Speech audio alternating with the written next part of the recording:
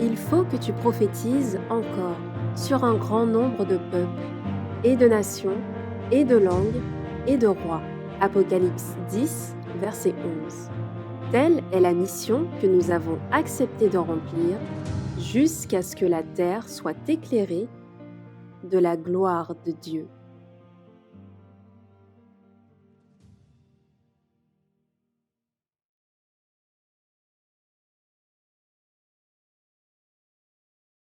Amen. Eh bien, bonjour à toutes et à tous et bienvenue à chacun une fois de plus pour ce séminaire. Et c'est véritablement un privilège que de pouvoir intervenir et afin de pouvoir partager la parole du Seigneur, la parole du Seigneur qu'il nous a laissée et avec laquelle il désire que nous puissions nous nourrir. Euh, Avant de prier, j'aimerais dire deux choses. Premièrement, je tiens à présenter quelques excuses pour les différents soucis occasionnés qui n'étaient pas de notre volonté durant les présentations antérieures, étant donné les problèmes de connexion expérimentés à la fois au niveau du Canada, mais aussi en France. Et une deuxième chose, c'est que c'est toujours intéressant de voir dans un séminaire, dans un camp meeting même aussi des fois, on a un sujet, et pour le coup qui est très très précis, et malgré la précision du sujet, eh bien, je suis toujours étonné de voir que le Saint-Esprit conduit les orateurs de façon particulière, de sorte que jamais un orateur ne marche sur les pas de l'autre, bien que le message soit le même, mais la façon de présenter et même les perspectives abordées sont toujours différentes. Et je veux croire que ce qui sera fait maintenant sera aussi dans ce sens-là, en tout cas je le pense. Cela viendra compléter tout ce qui a été dit. Et nous allons, pour commencer, prier. Et je vous invite, pour ceux qui le peuvent, à pouvoir prendre la position qu'il convient pour la prière.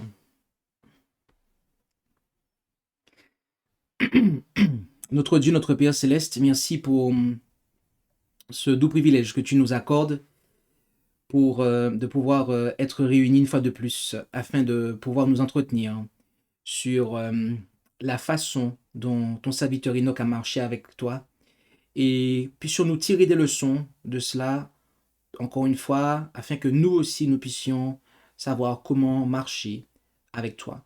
Bénis chacun d'entre nous, Père céleste, et nous t'en prions au nom de Jésus. Amen. Eh bien, le thème de ce séminaire, comme cela est affiché derrière moi, est marcher avec Dieu comme Enoch. Tel est le thème de ce séminaire. Et la première chose que j'aimerais que nous puissions clarifier, c'est le nom Enoch. En effet, dans la Bible, nous avons plusieurs références qui sont faites. Premièrement, Enoch est le fils aîné de Caïn, son père, eh bien, construisit la première ville sur terre et l'appela Enoch d'après son fils, comme on peut le voir en Genèse 4, versets 17 et 18. Deuxièmement, il y a le fils de Jared et père de Métouchéla. En raison de sa vie pieuse, il fut transmué à l'âge de 365 ans et ne connut pas la mort, tel qu'on peut le voir en Genèse 5, versets 18 à 24, 1 Chronique 1, verset 3 et Hébreux 11, verset 5. Et troisièmement, il y a une ville antédiluvienne, la première construite sur terre d'ailleurs, dont le bâtisseur était Caïn, d'accord, et il avait donné ce nom-là en raison de son fils, d'accord, comme on le voit au point numéro 1.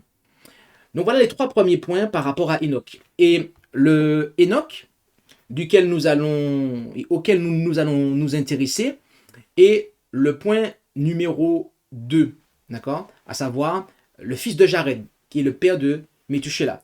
Et le texte de base donc de cette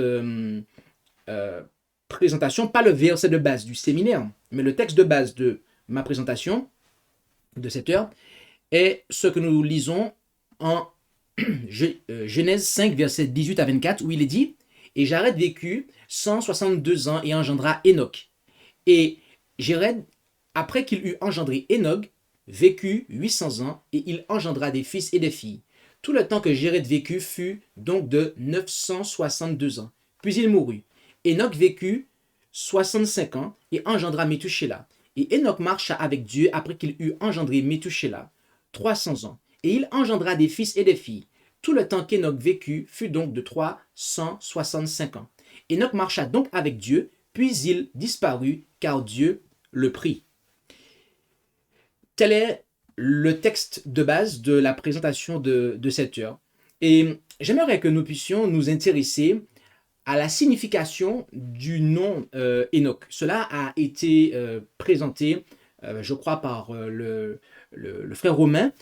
Et j'aimerais remettre l'emphase dessus.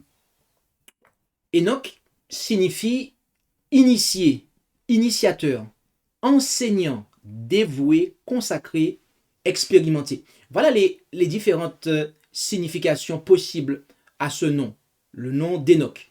Et à la définition même de ce nom, eh bien, nous avons le contenu, en fait, le contenu du message, puisque le nom, dans bien des cas,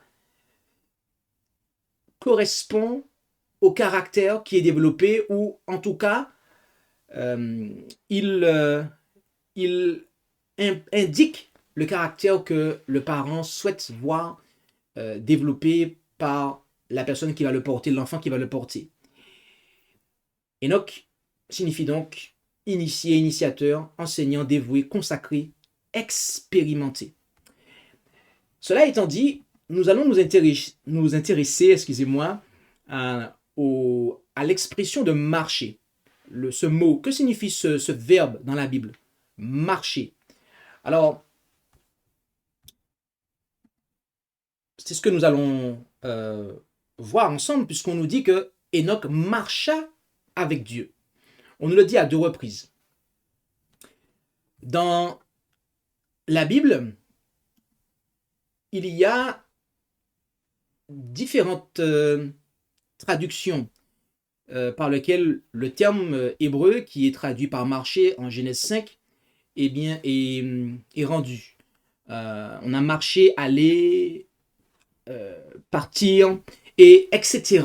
D'autres termes qui sont moins répandus, mais tout aussi présents. Donc, à l'aide du camembert, qui n'a pas suffisamment de place pour présenter tous les termes, mais vous voyez les principaux, et vous comprenez aussi qu'il y en a d'autres qui sont impliqués. Et il est intéressant de voir aussi, lorsque on considère un terme dans la Bible, et que ce terme est traduit de différentes façons, il est intéressant aussi de considérer toutes les occurrences de ce mot, où ce mot apparaît dans l'Écriture, et de voir dans quel sens il apparaît. Et quand on considère le sens, eh bien, cela va réduire les portions du camembert, du graphique. Et c'est ce qu'on va voir en effet, comme vous pouvez le voir à l'écran. Si on considère les sens du mot marcher, eh bien là, on voit que c'est déjà beaucoup plus lisible. On a le fait d'aller, de partir, donc en voyage, donc de se déplacer. Ensuite, si je monte au rouge, le rouge bordeaux, marcher, donc du point de vue du comportement. Ensuite, en orange, s'en aller. Puis après, venir. Et en jaune, suivre, du point de vue du comportement. Et c'est ces deux parties-là auxquelles nous allons nous intéresser. D'accord? Car c'est l'aspect comportemental, en fait, qui est intéressant pour nous durant ce séminaire. Marcher et suivre, du point de vue du comportement. Et considérons en effet différentes occurrences de cela, Et c'est un travail que nous allons vraiment survoler car nous avons été dans le document assez exhaustif. Nous avons mis toutes les occurrences pour vous, mais nous vous invitons à tête reposée à vous procurer le document et à regarder cela pour vous. Et donc, on voit que, par exemple, en Lévitique 18, verset 4, vous respecterez mes prescriptions. C'est elles que vous suivrez. Lévitique 26, verset 3, si vous suivez mes prescriptions, si vous gardez mes commandements et les mettez en pratique. Deutéronome 5, verset 33, vous suivrez entièrement la voie de l'Éternel. Et il y en a encore d'autres. Je vous ai dit qu'il y a beaucoup de... les occurrences sont nombreuses. Nous n'allons faire que mentionner que les plus pertinentes, mais nous vous invitons à le faire pour vous de votre côté. 1 Roi 2, verset 4, marchez avec fidélité devant moi. 1 Roi 8, verset 23, ceux qui marchent devant toi de tout leur cœur. 2 Rois 20, verset 3, j'ai marché devant toi dans la vérité avec un cœur intègre et que j'ai fait ce qui est bien à tes yeux. 2 Rois 23, verset 3, s'engager à suivre l'Éternel. 2 Chroniques 6, verset 16, en suivant ma loi, tout comme tu as marché devant moi. Nous avons encore une autre page où nous allons encore sélectionner quelques-uns en 2 Chroniques. 2 Chroniques 34, verset 21, il s'engagea à suivre l'Éternel et à respecter ses commandements. Psaume 15, verset 2, celui qui marche dans l'intégrité. Psaume 26, verset 3, je marche dans ta vérité. Psaume 78, verset 10, se conformer à sa loi. Proverbe 10, verset 9, celui qui marche dans l'intégrité. Proverbe 13, verset 20, celui qui marche en compagnie des sages. Et nous allons encore considérer une autre page encore. Ésaïe 2, verset 5, marchons à la lumière de l'Éternel. Jérémie 3, verset 17, elles ne suivront plus les penchants de leur cœur mauvais. On a aussi Jérémie 7, verset 6, vous ne vous tournerez pas vers d'autres dieux. Jérémie 7, verset 24, ils ont persévéré dans les conseils. Une avant-dernière page, on a en Jérémie 23, verset 14, ils vivent dans le mensonge. Jérémie 23, verset 17, maintenant, ceux qui persévèrent dans. Jérémie 32, verset 23, ils n'ont pas respecté ta loi. Ézéchiel 16, verset 47, d'imiter leur conduite et de commettre les mêmes actes. Ézéchiel 20, verset 16, ils ne les suivaient pas, à savoir les sabbats. Donc, ils n'observèrent pas les sabbats, ils ne suivaient pas les sabbats en fait. Ézéchiel 20, verset 19, suivez mes prescriptions, respectez mes règles et mettez-les en pratique. Et la dernière page, que tu marches humblement avec ton Dieu. Donc, voilà les différentes occurrences du terme marcher du point de vue du comportement. Ok? Et nous allons nous intéresser à la deuxième aspect, comme nous l'avons dit, c'est le fait de suivre du point de vue comportemental. Et c'est toujours le même terme. On a par exemple en Deutéronome 13, verset 7, à aller servir d'autres dieux. Et il y a juste une dernière page, c'est moins long que le premier. 1 Roi 8, verset 61, pour suivre ses prescriptions et pour respecter ses commandements. Un avant-dernier, 2 Rois 13, verset 6, ils persistèrent sur cette voie. Ézéchiel 20, verset 16, restez attachés. D'accord? Ainsi, nous comprenons que, à la lumière de ces versets que nous avons classifiés, que nous avons présentés et de manière classée selon le sens eh bien, nous comprenons que marcher, marcher signifie s'abandonner à. Autrement dit, ne pas résister en fait.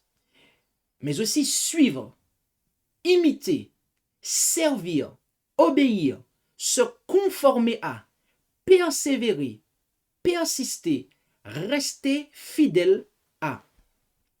Voilà les, bibliquement parlant, si nous prenons le terme qui apparaît en Genèse 5, versets 22 et 24, on nous dit que Enoch marcha avec Dieu. Le mot marcher, quand on étudie son sens, les différents sens qu'il a, du point de vue du comportement, nous voyons que, eh bien, voilà la signification de ce terme. Voilà des termes synonymes à marcher. Enoch marchait avec Dieu.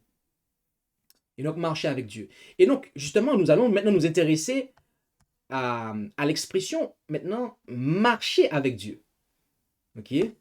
Là encore, rappelez-vous que c'est ce que Genèse 5, versets 22 et 24 nous dit, que Enoch marcha avec Dieu. Lorsque nous considérons le texte hébreu, nous voyons qu'il y a deux termes qui sont employés dans l'expression marcher avec.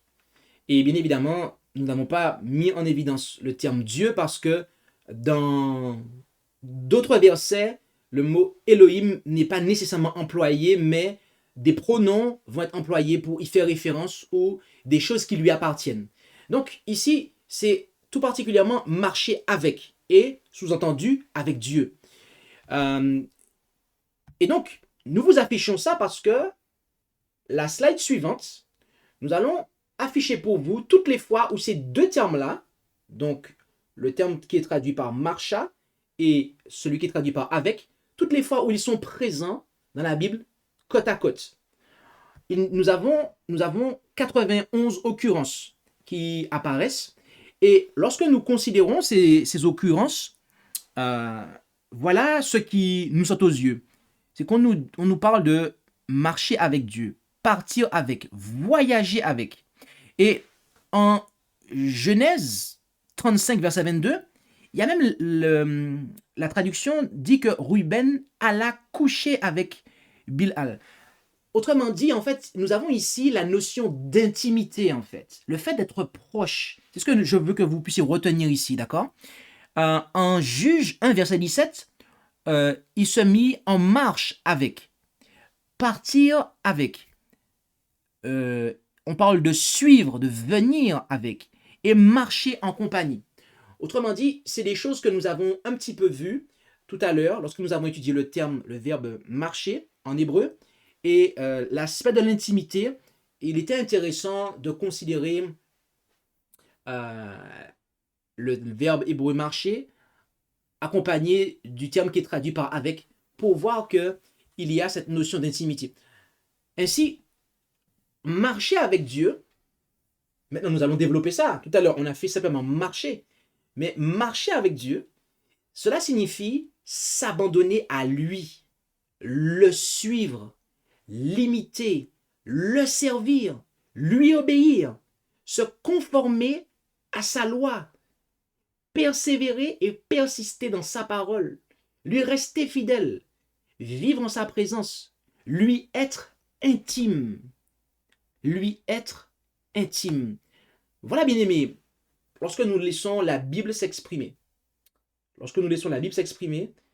voilà la signification, la définition que la Bible donne de cette expression de marcher avec Dieu.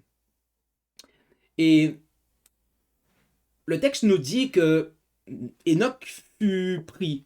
En effet, au verset 24, Enoch marcha donc avec Dieu, puis il disparut car Dieu le prit. Dieu, autrement dit, enleva Enoch. Dieu enleva Enoch. Et le terme qui est traduit par pris, donc du verbe prendre, il se retrouve dans le cas de Élie avec Élisée. En effet, en 2 Rois 2, versets 3 à 11, nous lisons que à chaque fois, Élisée parlait à Élie et ou faisait référence à lui, et on lui a d'abord dit au verset 3, sais-tu qu'aujourd'hui l'Éternel va t'enlever ton maître? C'est le même terme qui est employé pour Enoch lorsqu'il a été pris.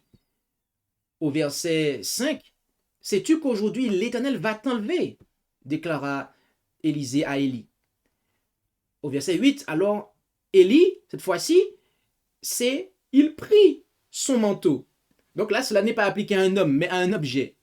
Au verset 9, avant que je sois enlevé d'avec toi, déclara Élisée. Et encore, Élie lui dit, si tu me vois enlevé d'avec toi, il t'arrivera ainsi. Et après, au verset 11, et Élie monta aux cieux dans un tourbillon, après qu'un char de feu et des chevaux de feu les séparèrent l'un de l'autre. Autrement dit, lorsqu'on nous dit que Dieu a pris Enoch, cela signifie que Dieu l'enleva ou l'amena au ciel sans passer par la mort. C'est ce que nous comprenons. Et en Hébreu 11, verset 5, on nous dit que Enoch fut enlevé pour qu'il ne vit point la mort, et on ne le trouva plus, parce que Dieu l'avait enlevé. Car avant qu'il fût enlevé, il avait obtenu le témoignage d'avoir été agréable à Dieu. Donc, nous voyons bien que Dieu amena Enoch au ciel sans qu'il passe par la mort, tout comme il le fit plus tard, après le déluge, avec Élie. Et Enoch est le seul antédiluvien qui a eu cette expérience. Élie est le post-diluvien qui a eu cette expérience. Et il y a des gens qui ont cherché Élie, mais ils ne l'ont pas trouvé. Ils ne l'ont pas trouvé. C'est ce que le texte nous dit. Il a réellement été amené au ciel par Dieu. Et le terme qui est en Hébreu 11, verset 5, traduit par enlever, il est ailleurs traduit par être changé ou transformé. Comme on peut le voir ici dans les occurrences qui vous sont présentées. Et autrement dit, lorsqu'il a été enlevé, il a été transformé. Il a reçu un corps, autrement dit, eh bien, un corps qui a été transformé. On va voir ça dans quelques instants, mais pour l'heure, notons la chose suivante.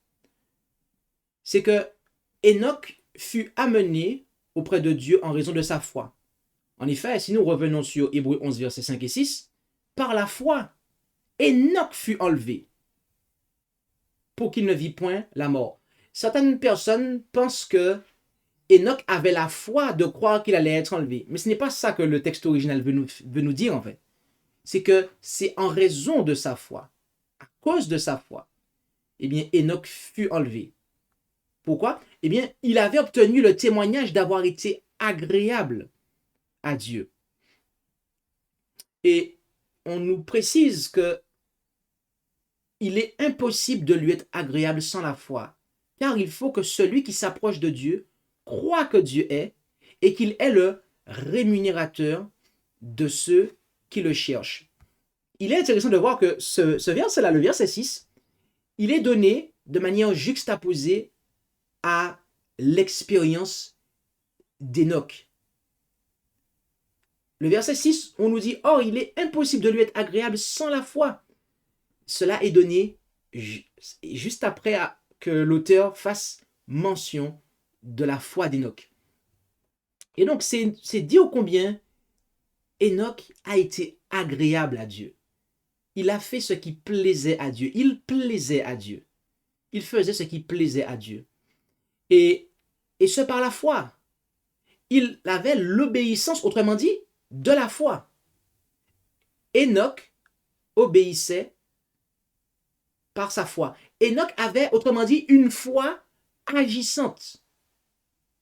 Enoch n'était pas simplement le genre de personne qui dit « Ah, je crois qu'il y a un Dieu qui existe. Ah, j'aime Dieu. » Et puis il fait ses petites affaires. Non. Enoch avait une foi agissante. Enoch n'était pas le genre de personne qui n'ont que la foi, ou les autres, ils n'ont que les œuvres, sans la foi. Enoch avait les deux. Il avait une foi qui agissait, une foi qui obéissait. Il obéissait en raison de sa foi. Sa foi le conduisait à obéir. Et c'est ainsi qu'il a été, pu se rendre agréable à Dieu. Et que donc Dieu l'a enlevé. Et lorsqu'on parle de changer tout à l'heure, si nous faisons un bond en arrière, eh bien, Enoch a été enlevé, autrement dit, il a été changé, transformé, il a revêtu l'immortalité. Voici, lisons-nous en 1 Corinthiens 15, versets 51-53. Je vous dis un mystère, nous ne mourrons pas tous, mais nous serons tous changés en un moment, en un clin d'œil, à la dernière trompette, car la trompette sonnera et les morts ressusciteront incorruptibles et nous serons changés. Car il faut que ce corps corruptible soit revêtu de l'incorruptibilité et que ce corps mortel soit revêtu de l'immortalité. Donc, nous voyons que lorsqu'Enoch fut enlevé, il fut changé, transformé, ce que nous disons parfois comme étant transmué, ou translation en anglais, translated. Enoch marchait comment? Il marchait par la foi. Oui. Lisons ça ensemble. En 2 Corinthiens 5, versets 6 à 9, nous sommes donc toujours pleins de confiance. Et nous savons que pendant que nous habitons dans ce corps, nous sommes éloignés du Seigneur. Car nous marchons par la foi et non par la vue. Mais nous sommes pleins de confiance et nous aimons mieux quitter ce corps et demeurer auprès du Seigneur.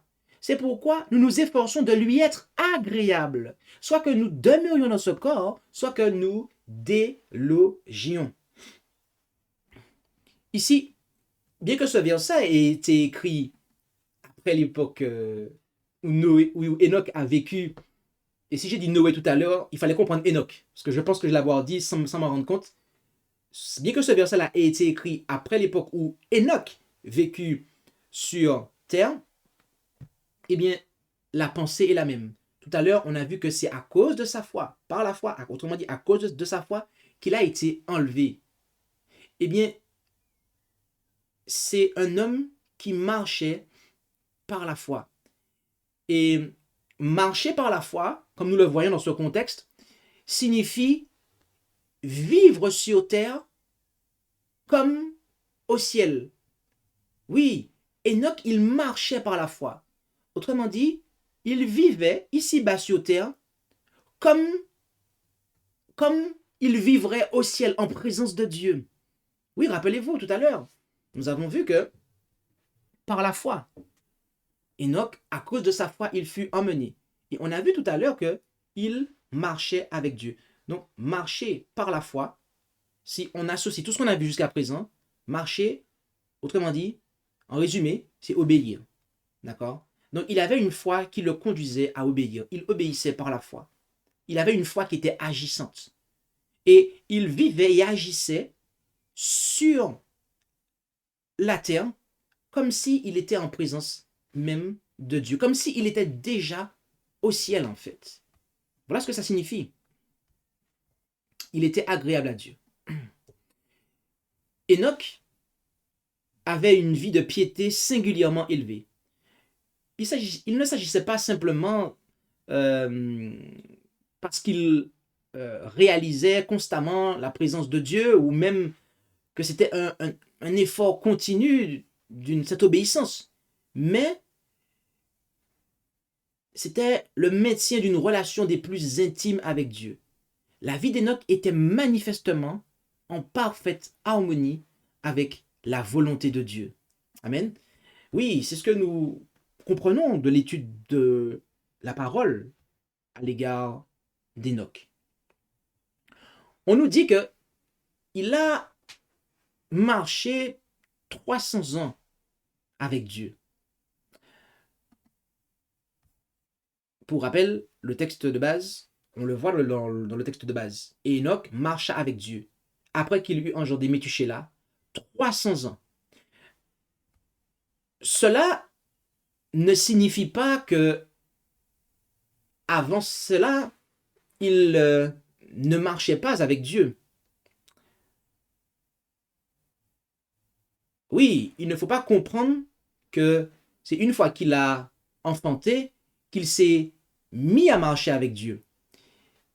Mais ici, l'emphase est placée après qu'il eut engendré Métuchéla de manière à nous transmettre la pensée suivante.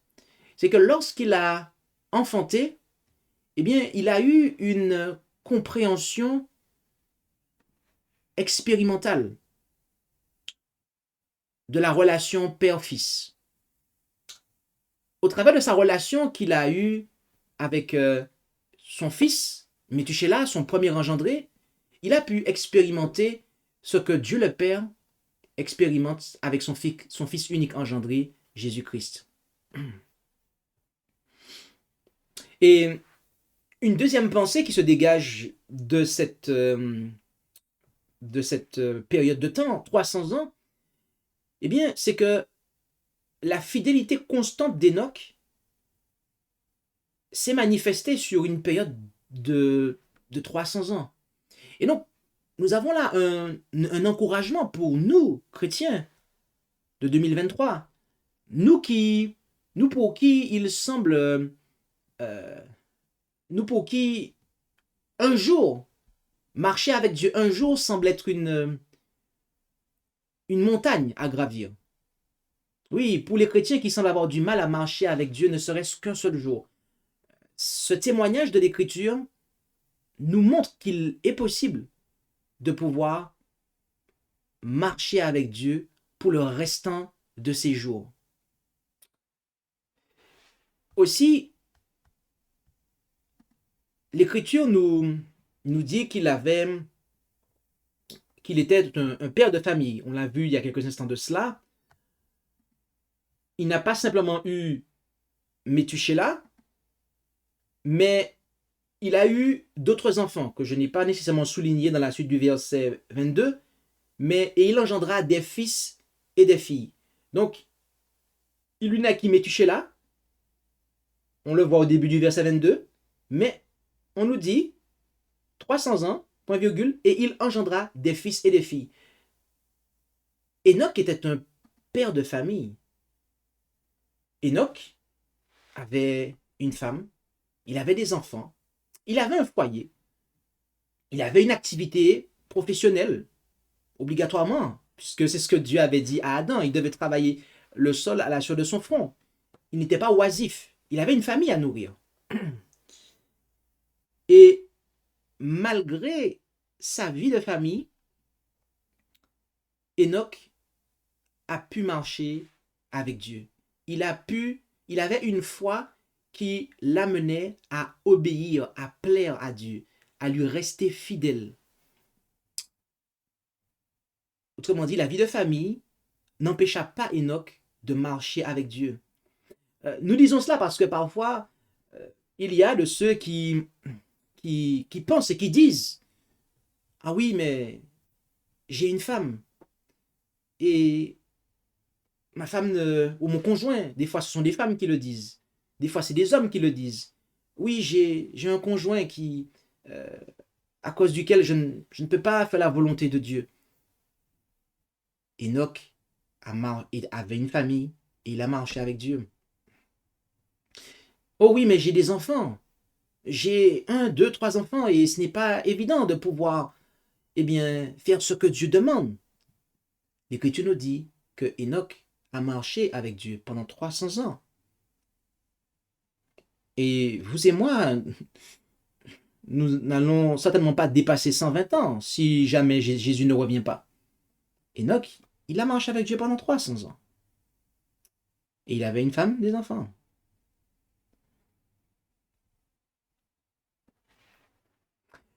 Ainsi, nous devons réellement comprendre que la vie de famille n'est pas incompatible avec une vie d'obéissance avec Dieu.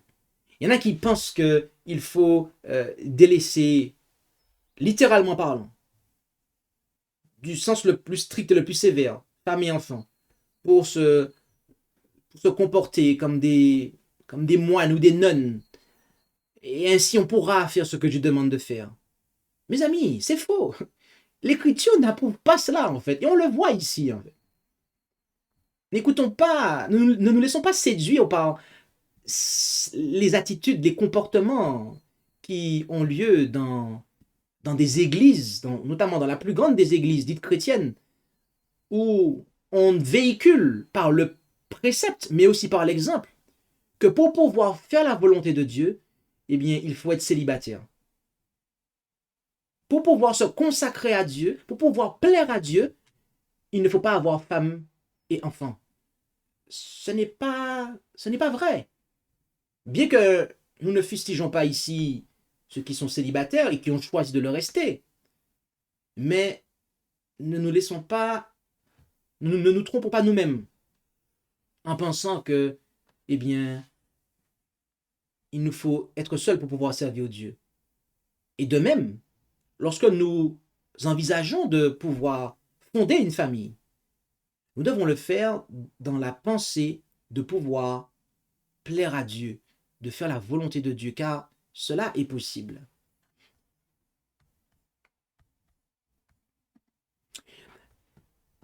Et l'Écriture nous parle de la prophétie d'Enoch. Et à cet égard, beaucoup de personnes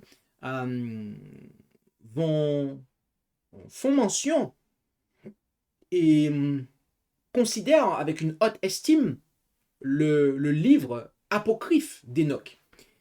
Et récemment, j'ai été contacté.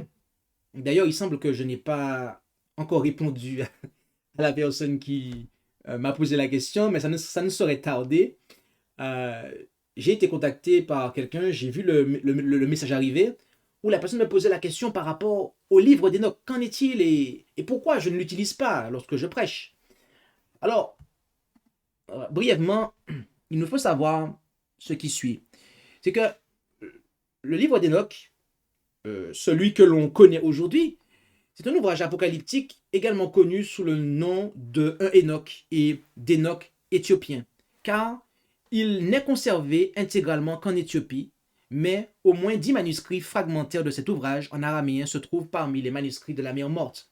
C'est le plus long des pseudépigraphes et le plus important des apocalypses non canoniques. Il s'agit d'une œuvre hétérogène de plusieurs auteurs, difficile à démêler, datant des 2e et 1er siècles avant Jésus-Christ.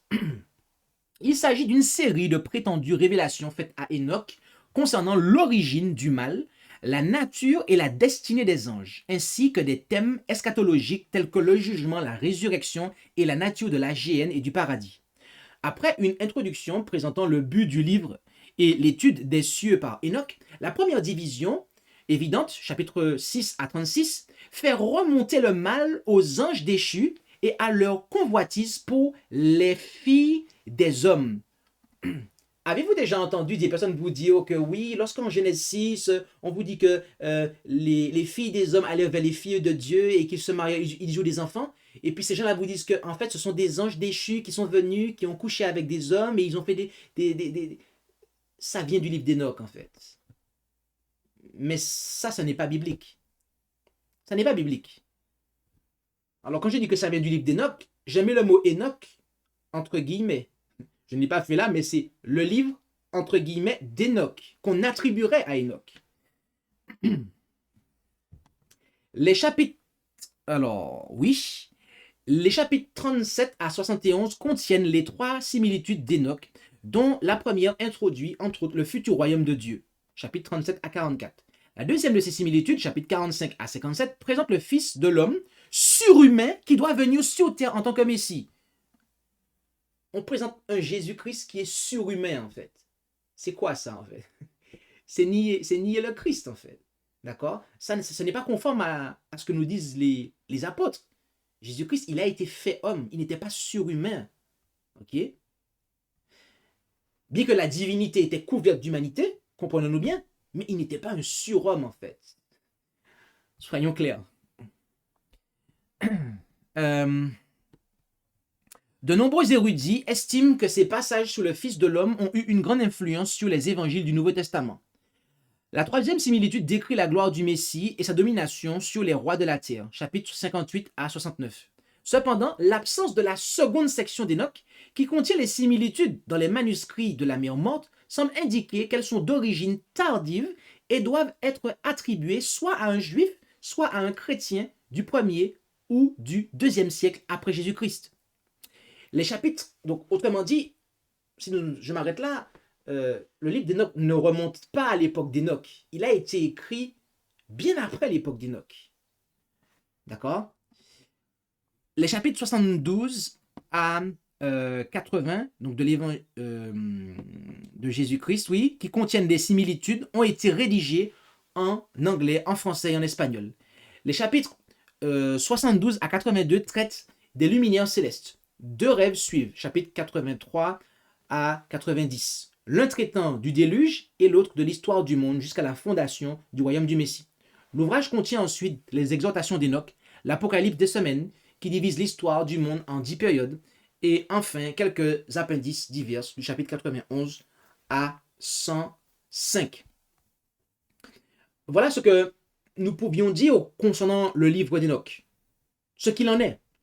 Et nous avons déjà eu l'occasion de présenter la Bible et les apocryphes, et nous vous invitons, si ce n'est pas déjà fait, à pouvoir considérer cette présentation sur le RSTV, où nous avons traité de manière globale du concept des apocryphes.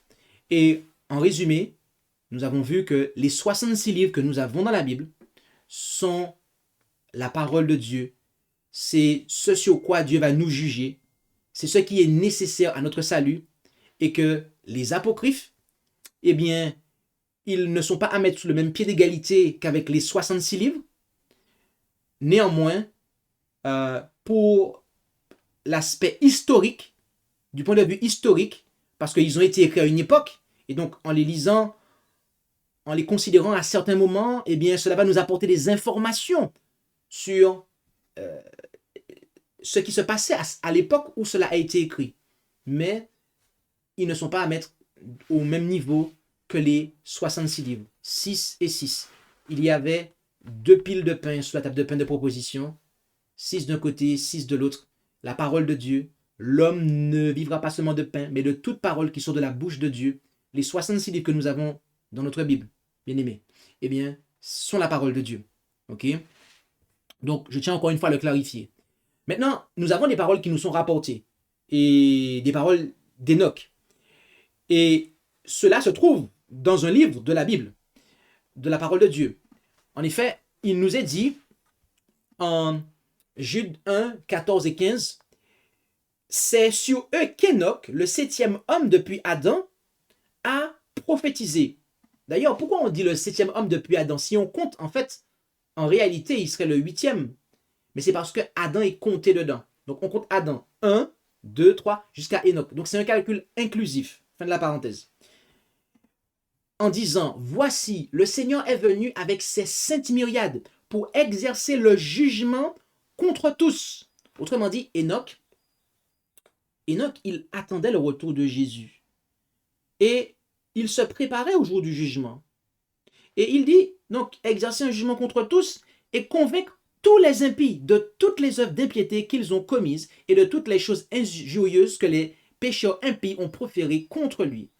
Bien-aimé, Enoch invitait ses contemporains à se préparer au retour de Jésus. Lui-même, il marchait avec Dieu de façon à être prêt pour le retour de Jésus, de manière à être prêt à rencontrer son Dieu et à pouvoir faire face au jugement. Et il invitait les pécheurs impénitents à pouvoir faire de même. il invitait les pécheurs impénitents, eh bien, à se préparer au retour de Jésus et ainsi à pouvoir se tenir debout lorsque leur jugement viendra.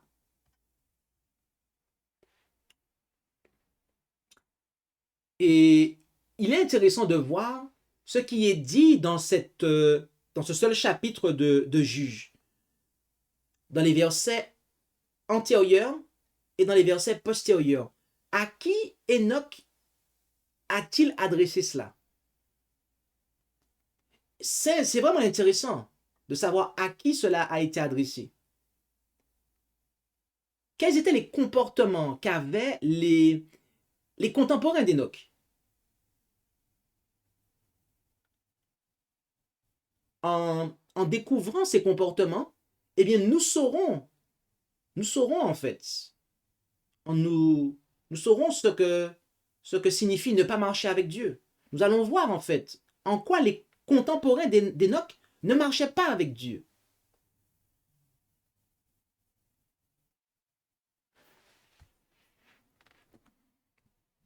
Lisons ensemble. Jude 1, à partir du verset 3.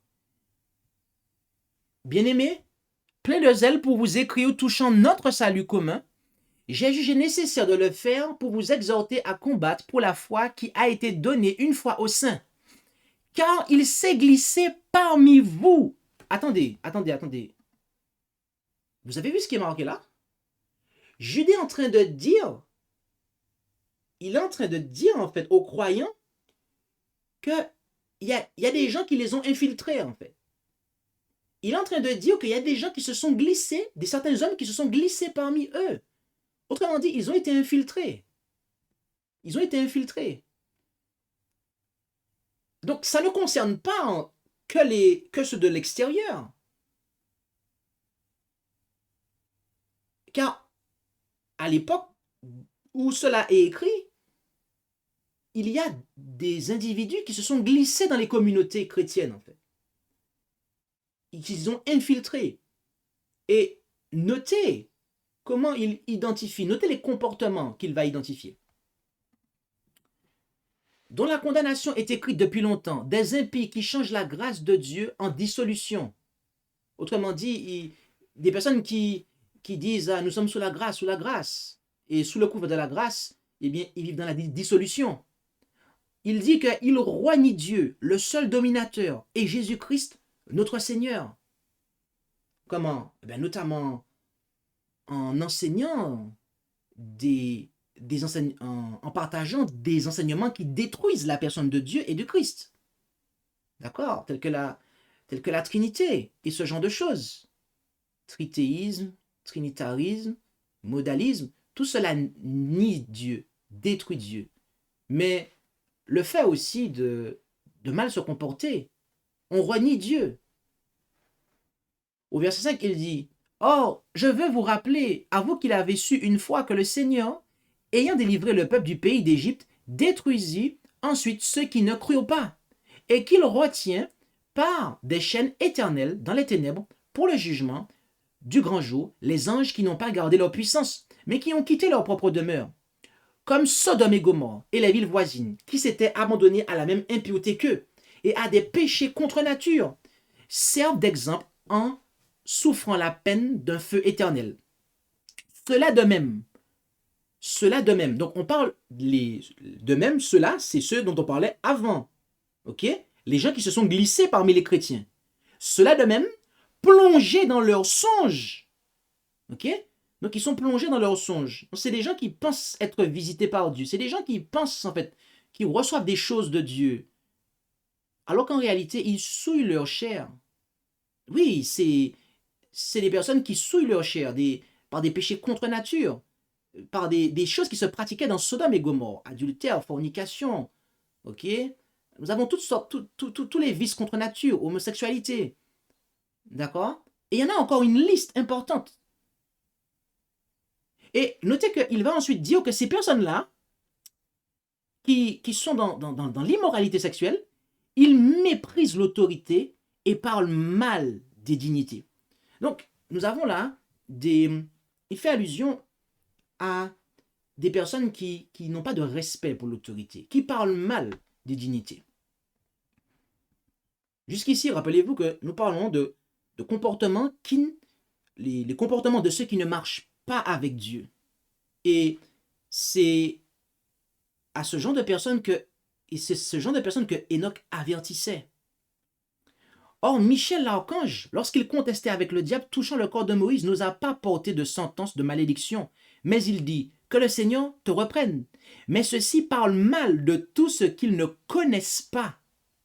Et ils se corrompent en tout ce qu'ils savent naturellement, comme les animaux destitués de raison.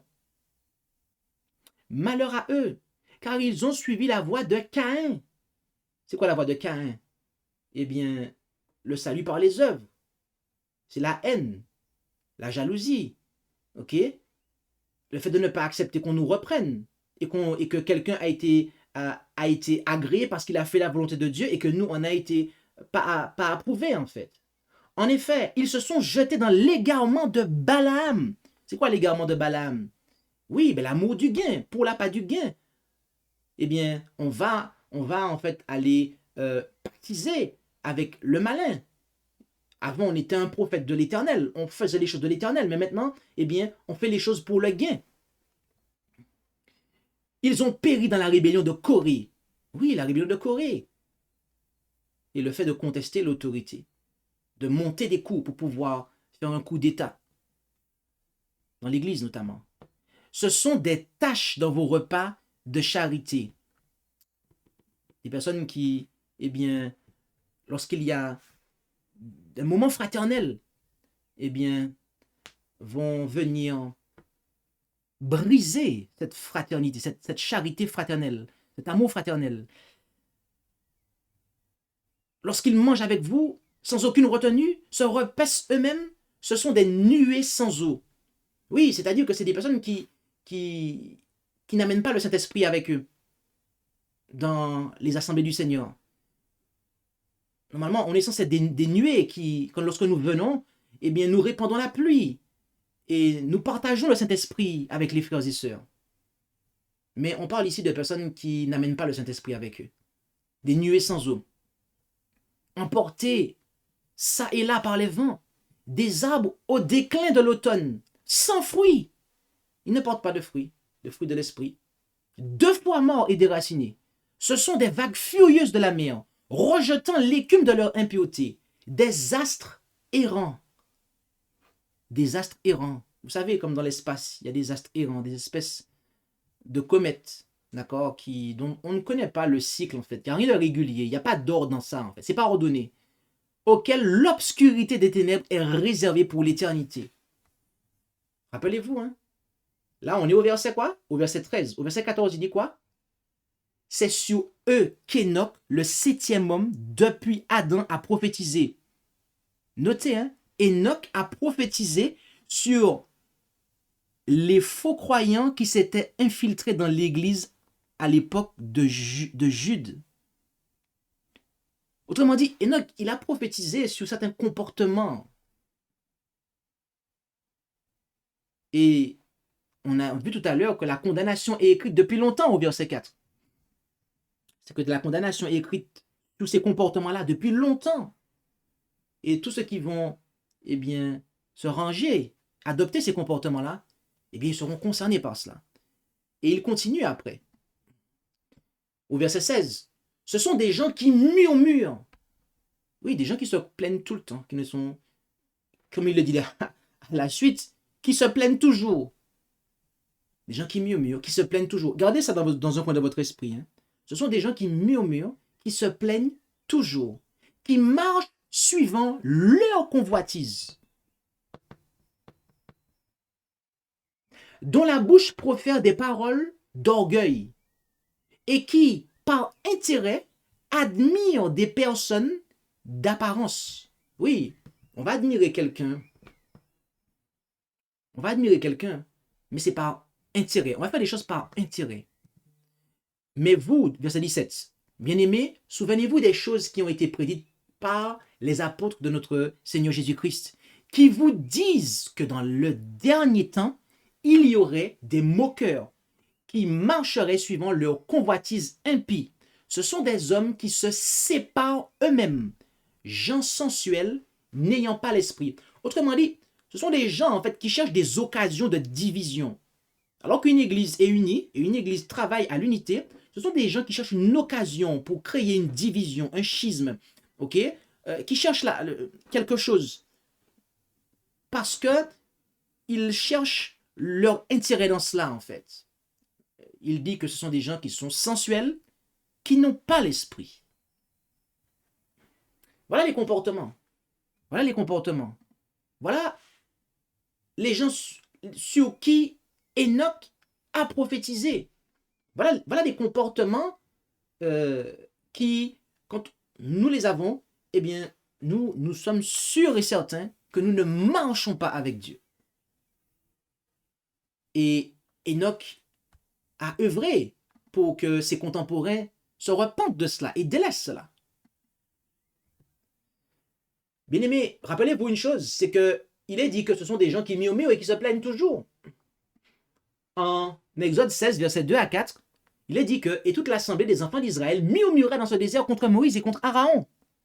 Et les enfants d'Israël leur dirent « Ah, que ne sommes-nous morts par la main de l'Éternel au pays d'Égypte, quand nous étions assis près des potées de viande. »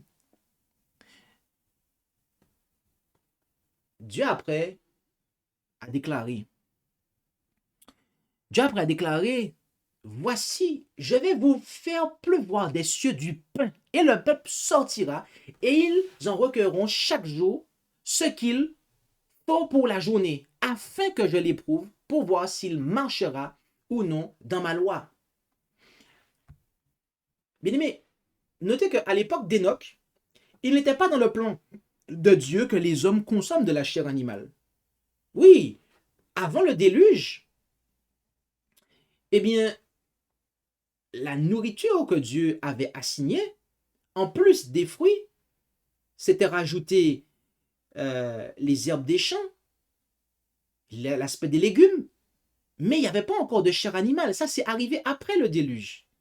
Donc, à l'époque d'Enoch, il n'était pas dans le plan de Dieu que les hommes consomment de la chair animale. Or, les contemporains d'Enoch, eh bien, ils s'y adonnaient déjà. Ils faisaient déjà tout ce qui était contre nature.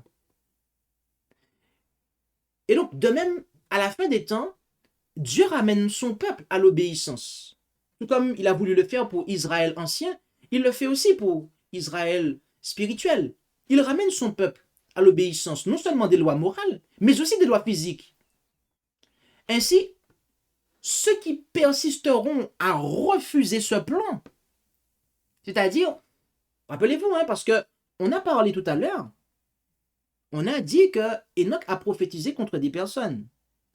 Et ces personnes-là, c'était des gens qui s'étaient comment? Ils s'étaient glissés parmi les croyants. Donc, avant de regarder à l'extérieur, regardons d'abord à l'intérieur. Parce que Jude, lorsqu'il a appliqué la prophétie d'Enoch, il l'a appliqué d'abord à l'Église, au corps des croyants. Donc, nous avons nous devons comprendre que ceux qui persisteront à refuser ce plan divin, eh bien, ils sont en train de pécher contre Dieu. Ils sont en train de pécher contre Dieu. Et de ce fait, ils ne marcheront pas avec Dieu. Ils ne marchent pas avec Dieu. Et est-ce qu'ils pourront être transmués, translatés? Non, ils ne pourront pas. Ceux qui ont ces comportements-là, ils ne marchent pas avec Dieu et ils ne pourront pas être transmués. C'est pour ça que l'inspiration dit que ceux qui consomment de la chair animale, ils ne pourront pas être transmués en fait. Voilà pourquoi en fait. Nous avons déjà eu l'occasion de présenter ce sujet relatif au plan alimentaire de Dieu, intitulé « Lorsque manger de la viande redevient un péché ». Nous vous invitons à pouvoir le considérer sur le Rest TV si ce n'est pas déjà fait, car nous n'aurons pas le temps d'entrer en détail sur l'aspect sanitaire, d'accord, dont l'aspect alimentaire n'est qu'une partie. En conclusion, Oui, il nous faut conclure, car ça fait déjà 1 heure que nous parlons. Eh bien, en Romains 8, verset 1, il est dit, il n'y a donc maintenant aucune condamnation pour ceux qui sont en Jésus-Christ, qui marchent non selon la chair, mais selon l'esprit. Bien aimé, ceux qui sont en Jésus-Christ, ils ne marchent pas selon la chair, selon leur convoitise, mais ils marchent selon l'esprit de Jésus-Christ. Et voyez-vous, ils ne s'associent pas avec des infidèles. En effet, deux marchent-ils ensemble sans en être convenus? Amos 3:3. Oui, je n'ai pas lu le mot homme, puisque le mot homme n'apparaît pas dans le texte hébreu original. C'est deux. D'accord? C'est deux. Deux marchent-ils ensemble sans être convenus? En 2 Corinthiens 6, 14 à 18, il est dit, ne vous mettez pas sous un même joug avec les infidèles. Car qu'y a-t-il de commun entre la justice et l'iniquité? Et quelle union y a-t-il entre la lumière et les ténèbres? Quel accord entre Christ et Bélial? Ou quelle part a le fidèle avec l'infidèle? Et quel rapport entre le temple de Dieu et les idoles? Car vous êtes le temple du Dieu vivant, comme Dieu l'a dit, j'habiterai au milieu d'eux et j'y marcherai. Je serai leur Dieu et ils seront mon peuple. C'est pourquoi sortez du milieu d'eux et vous séparez, dit le Seigneur, et ne touchez point à ce qui est impur, et je vous recevrai. Et je serai votre Père, et vous serez mes fils et mes filles, dit le Seigneur Tout-Puissant. Bien-aimés, ceux qui marchent non selon la chair, mais selon l'Esprit de Jésus-Christ, ils ne s'associent pas avec des infidèles. Oui, ils ne s'attachent pas à eux, ils ne les imitent pas. Rappelez-vous tout ce qu'on a vu tout à l'heure. Hein? Rappelez-vous tout ce qu'on a vu tout à l'heure. Dans ce que signifiait marcher, s'abandonner à, suivre, imiter, servir, obéir, se conformer. Ok? Persévérer avec, persister, rester fidèle à. Non, ils ne le font pas. Ils ne le font pas. J'aimerais avoir quelques paroles pour celles et ceux qui, à l'heure où je parle, eh bien, sont en relation, une relation conjugale, maritale, avec quelqu'un qui n'est pas un croyant. Ne, avant que vous soyez baptisé, vous vous êtes marié avec quelqu'un qui n'était pas croyant et quand vous avez pris le baptême, vous étiez déjà marié avec cette personne-là. En, en 2 Corinthiens 7, et si ce n'est en réalité en 1 Corinthiens 7, et Paul dit clairement que dans cette situation-là, on doit rester, si la personne veut rester avec nous. Mais bien aimé, bien que vous devez rester fidèle à vos vœux de mariage, veillez à ne pas suivre et imiter ceux qui ne craignent pas Dieu, quels qu'ils soient. Veillez à, dans cette situation-là, à marcher avec Dieu, à faire ce qui lui plaît à lui, quelles que puissent être les conséquences. Je vous encourage, bien-aimés, à chercher sans cesse à vous conformer. Sous prétexte que vous devez être fidèle à vos vœux de mariage, que vous devez délaisser Dieu, donc autrement dit, arrêter de marcher avec Dieu. Non, bien-aimés, ne faites pas ça. Ne faites pas ça. Donnez la priorité à Dieu. Simplement, donnez la priorité à Dieu. Je le répète. Mon ami, donne la priorité à Dieu dans ton mariage, dans tes intérêts familiaux. Donne la priorité à Dieu. Marche avec Dieu. Donne la priorité à Dieu. Et Dieu agira. Ensuite, en Éphésiens 5, versets 10 à 21, il est dit, examinez ce qui est agréable au Seigneur et ne prenez aucune part aux œuvres infructueuses des ténèbres, mais bien plutôt condamnez-les, car il est même honteux de dire ce que ces gens font en secret. Mais tout ce qui est condamné est manifesté par la lumière, car tout ce qui est manifesté devient lumière. C'est pour cela qu'il est dit, réveille-toi, toi qui dors, et te relève d'entre les morts, et Christ t'éclairera. Prenez donc garde à vous conduire avec circonspection, non comme des insensés, mais comme des personnes sages, Rachetez le temps, car les jours sont mauvais. C'est pourquoi ne soyez pas sans prudence, mais comprenez quelle est la volonté de Dieu. Ne vous enivrez point de vin qui mène au dérèglement, mais soyez remplis de l'esprit. Entretenez-vous ensemble par des psaumes, des hymnes et des cantiques spirituels, chantant et psalmodiant de votre cœur au Seigneur. Rendez grâce toujours pour toutes choses à Dieu le Père, au nom de notre Seigneur Jésus-Christ. Soumettez-vous les uns aux autres dans la crainte de Dieu. Oui, ceux qui marchent, non selon la chair, mais selon l'esprit, et qui ne suivent pas, n'imitent pas les infidèles, eh bien, ils cherchent et pratiquent ce qui est agréable à Dieu. Et nous avons un autre passage qui va dans le même sens. En Colossiens 1, versets 9 et 10, c'est pourquoi depuis le jour où nous l'avons appris, nous n'avons cessé de prier pour vous et de demander que vous soyez remplis de la connaissance de sa volonté en toute sagesse et intelligence spirituelle, de telle sorte que vous vous conduisez d'une manière digne du Seigneur. Autrement dit, que vous marchiez d'une manière digne. Certaines versions vont dire conduisez, vous comportiez, d'autres vont dire marcher. C'est pour ça que nous citons ce passage-là, parce que le sens est celui de marcher. D'une manière digne du Seigneur, pour lui plaire en toutes choses, portant des fruits en toutes sortes de bonnes œuvres et croissant dans la connaissance de Dieu. Oui, ceux qui marchent non seulement la chair, mais selon l'esprit, eh bien, ils cherchent sans cesse à plaire à Jésus en toutes choses. En toutes choses. Amen. Et ils cherchent à gagner ceux du dehors par leur exemple. En effet, en Colossiens 4, versets 5 et 6, conduisez-vous avec sagesse envers ceux du dehors, en rachetant le temps. Que votre parole soit toujours accompagnée de grâce et assaisonnée de sel, de manière que vous sachiez répondre à chacun comme il faut. Oui, nous devons chercher à gagner ceux du dehors par notre exemple. Nous devons, nous évertuer avec l'aide du Seigneur à savoir comment répondre aux autres pour les amener à la vérité. Parfois, il y a de ceux qui ne savent pas répondre, ils ne savent pas s'exprimer. Nous devons faire attention du fait que, à cause d'une parole, de quelque chose que nous aurions dit ou fait, eh bien, certaines personnes soient empêchées de venir à la vérité. Veillons à racheter le temps. C'est-à-dire qu'à l'avenir, nous ne reproduisons pas les mêmes choses.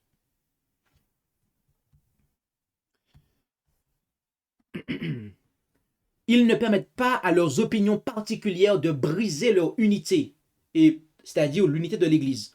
En effet, en Philippiens 3, versets 15 et 16, nous tous donc qui sommes parfaits, ayons ce sentiment. Et si vous pensez autrement en quelque chose, Dieu vous le révélera aussi.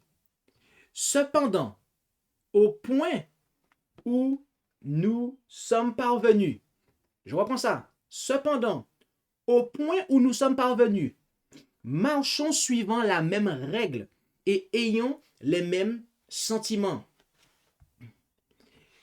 Oui, nous devons faire attention. Ceux qui marchent, non selon la chair, mais selon l'esprit, eh bien, ils ne permettront pas à leurs opinions particulières, leurs opinions individuelles,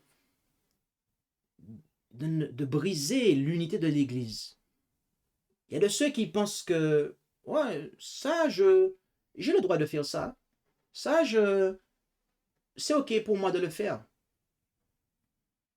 Mais la communauté des croyants ne partage pas le même point de vue. Et qu'est-ce qui va se passer? Eh bien, eux, ils vont essayer de pouvoir imposer, parce qu'ils estiment que c'est correct. Ils vont essayer d'imposer leur point de vue.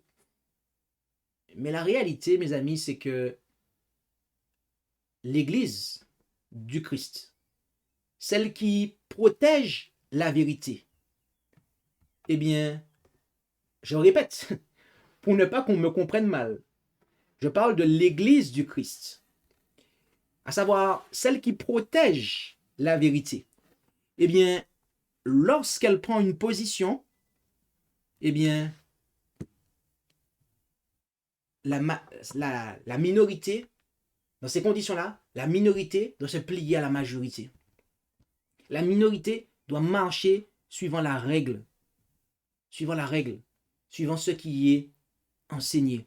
Nous devons avoir la même pensée, les mêmes sentiments. Veillons à cela.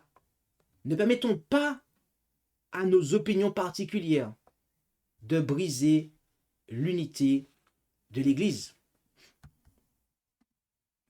Et c'est des personnes qui sont unies dans la lumière de la vérité.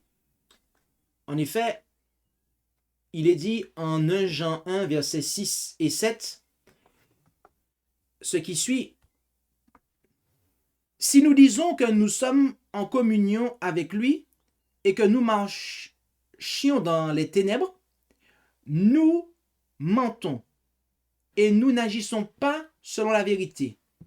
Mais si nous marchons dans la lumière, comme il est lui-même dans la lumière, nous sommes en communion les uns avec les autres et le sang de son Fils Jésus-Christ nous purifie de tout péché. En 3 Jean 1, versets 3 et 4, car j'ai eu bien de la joie du témoignage que des frères arrivés ici ont rendu à ta fidélité et à la manière dont tu marches dans la vérité. Verset 4, je n'ai point de plus grande joie que d'apprendre que mes enfants marchent dans la vérité. Donc ici, nous voyons que ceux qui marchent non selon la chair, mais selon l'esprit, eh bien, ils sont unis dans la lumière de la vérité. Et c'est pour cela qu'ils sont en communion les uns avec les autres. Ils sont unis dans la lumière de la vérité. Oui, bien-aimés, nous avons des principes fondamentaux de la foi chrétienne qui sont clairs et manifestes dans la parole de Dieu. Nous avons la lumière de la vérité, des principes de vérité qui brillent sur notre chemin. Nous devons, eh bien, nous unir. Nous devons accepter ces principes. Nous devons accepter cette lumière de la vérité. Et ainsi, nous serons unis. Et nous serons en communion les uns avec les autres. Oui, mais rappelez-vous ce qu'on a vu juste avant. Ne laissons pas nos opinions particulières. Ne laissons pas nos opinions particulières briser cette unité. Ne faisons pas comme on a vu tout à l'heure en Jude. C'est des gens qui se séparent eux-mêmes. Autrement dit, qui cherchent des motifs de division. Ils sont unis dans l'amour de Dieu, à savoir l'obéissance à ses commandements. En effet, en 2 Jean 1, versets 4 à 6, j'ai été fort réjoui de trouver plusieurs de tes enfants qui marchent dans la vérité, selon le commandement que nous avons reçu du Père. Et maintenant, dame élue, je te prie, non comme si je t'écrivais un commandement nouveau, mais celui que nous avons eu dès le commencement, c'est que nous nous aimions les uns les autres. Et c'est ici la charité, que nous marchions selon ces commandements. C'est là le commandement, comme vous l'avez entendu dès le commencement, afin que vous le suiviez. Parfois, il y a de ceux qui parlent d'amour, qui pensent qu'ils vivent dans l'amour, qui vivent l'amour de Dieu, alors qu'ils ne respectent pas la vérité, en fait. Et marcher dans la vérité, bien-aimé, c'est marcher selon les commandements de Dieu. C'est faire ce que Dieu a demandé. Et c'est là la charité, c'est là l'amour agapé, l'amour inconditionnel. Ceux qui ne marchent pas selon la chair, mais selon l'esprit, eh bien, ils sont un peuple de sacrificateurs. Comme on le voit, la loi de vérité était dans sa bouche, et il, à savoir Lévi, ne s'est point trouvé de perversité sur ses lèvres. Il a marché avec moi dans la paix et dans la droiture, et il en a détourné plusieurs de l'iniquité. Ici, Malachie parle de Lévi, de manière prophétique. Et il fait allusion à un peuple de sacrificateurs. Oui, un peuple qui a la loi de vérité dans sa bouche. Oui, qui n'a pas de perversité sur ses lèvres. Oui, il marche avec Dieu dans la paix et dans la droiture, et ce peuple a détourné plusieurs de leurs iniquités. Ils ont exactement fait comme Enoch. Et ce peuple, l'Apocalypse nous le présente comme étant les 144 000. Apocalypse 14, versets 3 à 5, et il chantait comme un cantique nouveau devant le trône et devant les 4 animaux et les anciens, et personne ne pouvait apprendre le cantique que les 144 000 qui ont été rachetés de la terre. sont ceux qui ne se sont point souillés avec les femmes, car ils sont vierges. Ce sont ceux qui suivent l'agneau où qu'il aille. Ce sont ceux qui ont été rachetés d'entre les hommes comme des prémices pour Dieu et pour l'agneau. Il ne s'est point trouvé de fraude dans leur bouche, car ils sont sans tache devant le trône de Dieu. Amen. Bien-aimés, plaise à Dieu que nous puissions, marcher avec lui. Oui, plaise à Dieu que nous puissions nous abandonner à lui, ne pas lui résister, mais au contraire, le suivre, que nous puissions le suivre, l'imiter, le servir, lui obéir, nous conformer à sa loi, persévérer, persister dans sa parole. Plaise à Dieu que nous puissions lui rester fidèles et que nous puissions vivre ici-bas comme si nous vivions en sa présence, en lui étant intime, des amis intimes. Plaise à Dieu que nous puissions vivre ces choses ici-bas jusqu'à ce que le Seigneur vienne nous chercher. Plaise à Dieu que ainsi nous puissions marcher avec Dieu comme Enoch. Amen. Je vous invite à prier pour clore et prenons la position qu'il convient pour la prière. Notre Dieu, notre Père Céleste, merci pour ce moment que nous avons passé dans l'étude de ta parole. Et tu nous indiques, tu nous fais savoir comment nous devons vivre devant toi. Tu veux que nous marchions avec toi, que nous puissions te suivre, te servir, t'obéir, nous abandonner entre tes mains et n'imiter personne d'autre si ce n'est l'exemple que tu nous as donné en Jésus-Christ. Alors, puissions-nous suivre son exemple, puissions-nous nous conformer à ta parole et ainsi nous serons conduits par toi. Brise l'endurcissement qui caractérise parfois nos cœurs, afin que nous puissions marcher dans tes voies, marcher dans l'obéissance et marcher avec toi. Bénis chacun d'entre nous, Père Céleste, et nous t'en prions dans le beau nom de Jésus et pour ta gloire. Amen. Merci d'avoir écouté cette présentation. Si vous souhaitez prendre part à la mission que Jésus-Christ confia à notre Église, contactez-nous via les coordonnées présentes sur la page à propos de notre chaîne YouTube à ASJH 1889 France@gmail.com ou via notre page Facebook @ASJH 1889 de France.